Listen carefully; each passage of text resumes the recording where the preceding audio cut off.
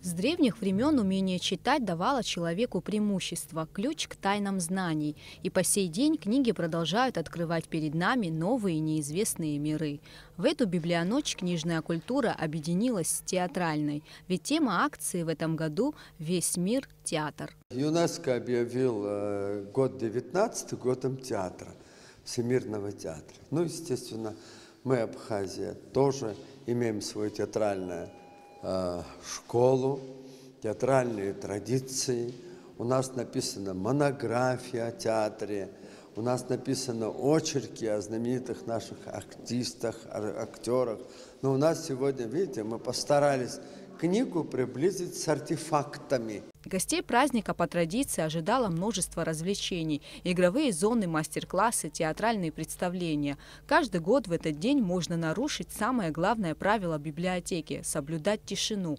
И действительно, среди книжных полок было непривычно шумно. Один из читальных залов превратился в школу актерского мастерства. В волшебный мир сцены зрителей погрузило представление детского театра «Три орешка».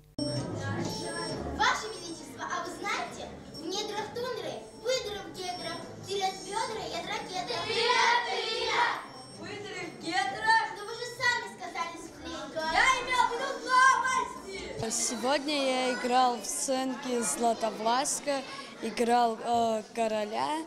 Мне очень понравилось, и я уже, можно сказать, 12-й раз на сцене.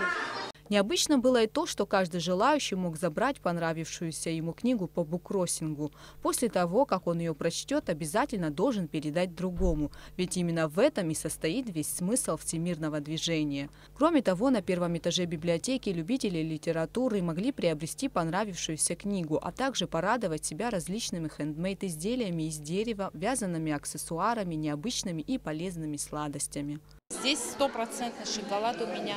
Это называется конфеты ручной работы, но они сделаны все из натуральных продуктов. Вообще во всем мире сейчас это очень ценится, это очень модно. И не только модно, это, во-первых, и для здоровья полезно, потому что здесь нет никаких абсолютно консервантов, это натуральный продукт. А на этой площадке открыта фотовыставка «Заслуженные артисты Республики Абхазия» и книжная выставка «История театра». Кроме того, здесь же в рамках выставки «Память веков» была организована очень интересная инсталляция, связанная с нашей историей, а именно махаджирством. Молодой репатриант из Турции Ремзи Айба постарался отобразить всю трагедию абхазского народа на композиции «Слезы матери», которая отправляет своих детей в чужую страну.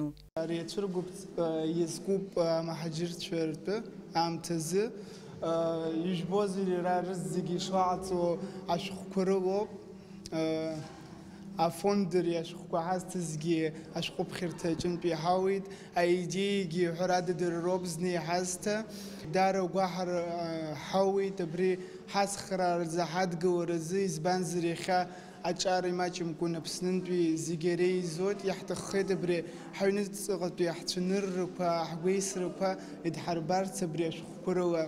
На третьем этаже библиотеки ночных посетителей ждали 7 новелл Михаила Лакарба, которые зрители смотрели с большим удовольствием. А в следующем зале для детей был организован мастер-класс фрактального рисования. С этой целью в Абхазию был приглашен российский специалист. Необычный метод рисования очень понравился юным художникам. Когда закрываешь глаза, рука сама ведет. Потому что, ты еще боишься, какое-то чувство страха, и одновременно какая-то, думаешь, куда идти, что повести. И нам сказали то, что здесь можно понять психологию человека, разобраться. И, если честно, я верю в это, потому что это на самом деле познаются какие-то глубины, какой-то характер, может быть.